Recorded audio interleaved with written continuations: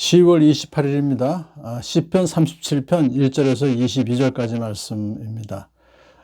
다윗이 지은 시로서 이 시는 지혜시로 분류됩니다. 다윗이 악한 자들의 그러한 악행에 대해서 하나님께서 반드시 이것은 심판하실 것이다 하는 그런 내용을 담았고요. 의인들은 반면에 하나님께서 복을 주신다. 그런 너무나도 평범한 그런 이야기지만 오늘 본문에서 우리들에게 주는 교훈이 많습니다. 악한 자들이 잘 된다고 해서 속상해하지 말며 불의한 자들이 잘 산다고 해서 시세워하지 말아라. 그렇게 권면하죠. 왜냐하면 그들은 풀처럼 빨리 시들고 푸성기처럼 사그러지고 말 것이기 때문이다.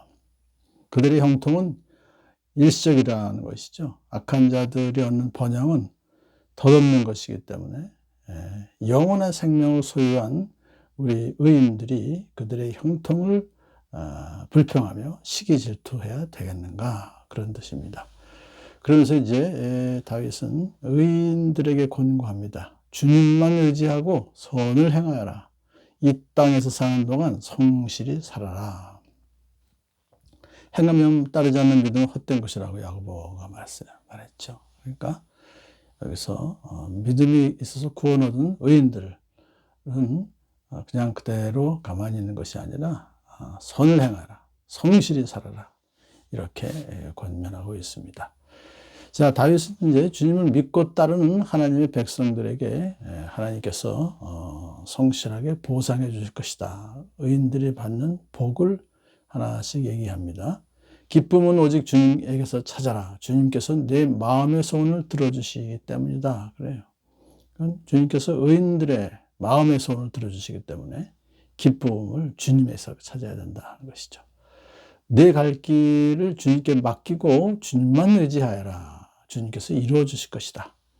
그거는 이 갈 길이라고 하는 것은 일이나 사업이나 미래에 자기가 하고 싶은 직업 등 이걸 전체를 말하죠.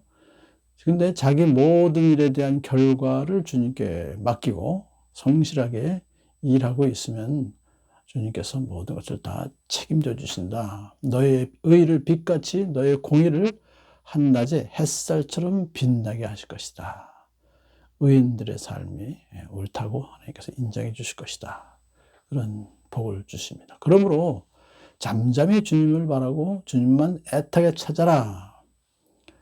다윗이 지나간 세월을 돌이켜보면서 수많은 고난을 헤쳐올 때마다 애타게 주님을 찾았어요. 주님을 잠잠히 바라보았어요. 이것을 이제 이렇게 이야기해 주는 것입니다.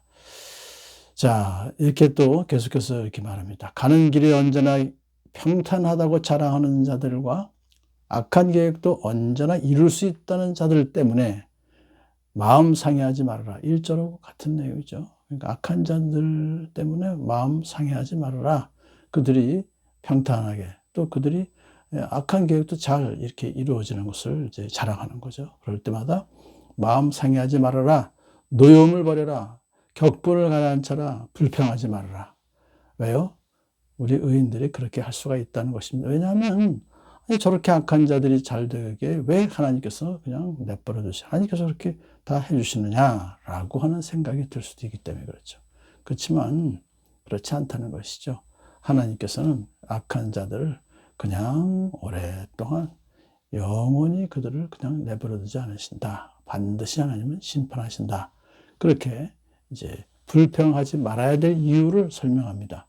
진실로 악한 자들은 뿌리째 뽑히고 말 것이지만 주님을 기다리는 사람들은 반드시 땅을 물려받을 것이다. 그렇게 얘기해요. 땅을 차지할 것이다. 땅을 물려받을 것이다. 예수님께서 말씀하셨죠? 온유한 사람 복이 있나니 그들이 땅을 차지할 것이다. 땅을 수천 평, 수백 평 그렇게 물려받는, 상속을 받는다는 것이 아니라 하나님이 약속하신 모든 것을 다 이루어 주신다. 우리의 삶의 현장에서 보장해 주시고, 그리고 안전하게 기쁨을 누릴 수 있도록 평강을 허락해 주신다. 궁극적으로는 여러분 천국이 또 우리의 소유가 되는 것을 말해요. 그렇기 때문에 조금만 더 참아라. 악인은 멸망하고야 만다. 계속해서 강조해 줍니다. 아무리 그 있던 자취를 찾아봐도 그는 이미 없을 것이다. 아무리 그가 떵떵거리고 살아봐도 그것은 아무 의미가 없는 것이다. 그러나 겸손한 사람들이 오히려 땅을 차지할 것이며 그들이 크게 기뻐하면서 평화를 누릴 것이다. 무엇보다도 이 평화의 복이 가장 큰 복이죠. 하나님과의 평화, 이웃과의 평화, 그 복을 누린다. 이것을 땅을 차지한다고 비유하고 있는 것입니다. 악인이 의인을 모해하며 그를 보고 이를 갈지라도 주님은 오히려 악인을 비웃으실 것이니 악인의 끝날이 다가옴을 이미 아시기 때문입니다. 하나님 다 아시죠. 하나님께 약속하신 거 다 지키실 분이시니까.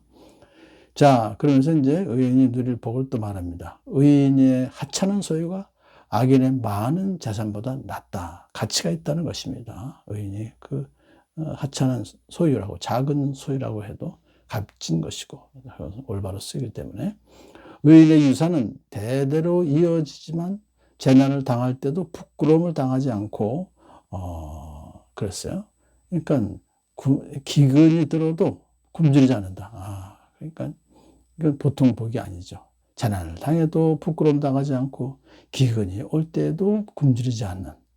왜냐하면 하나님께서 의인을 잘 보살펴 주시겠다고 약속해 주셨기 때문에 그래요. 악인은 빌리기만 하고 갚지 않지만 의인은 은혜를 베풀고 거저준다. 얼마나 마음이 넓으면 그렇게 하겠습니까? 콩 하나도 나눠준다는 거죠. 그렇게 살아간다는 것입니다. 다시 한번 강조합니다. 주님께서 은혜를 베푸시는 복을 받은 사람은 땅에서 땅을 차지하게 되지만 주님의 저주를 받은 사람은 땅에서 끊어질 것이다. 그렇게 이제 말씀하고 있습니다. 자, 그러므로 우리 하나님의 자녀들, 의인들이라고 오늘 본문에서 말하고 있는, 그리고 주님을 기다리는 우리들은 이제 악인이 형통한 것을 보고 우리가 불평해하거나 또 그것을 참 속상해하지 말고 또 시세워하지도 말고 우리들에게 맡겨진 그 일들을 성실하게 하면서 주님께 모든 것을 맡기고 잠잠히 기다릴 때 주님께서 약속하신 복을 우리에게 허락해 주실 것을 분명히 믿습니다.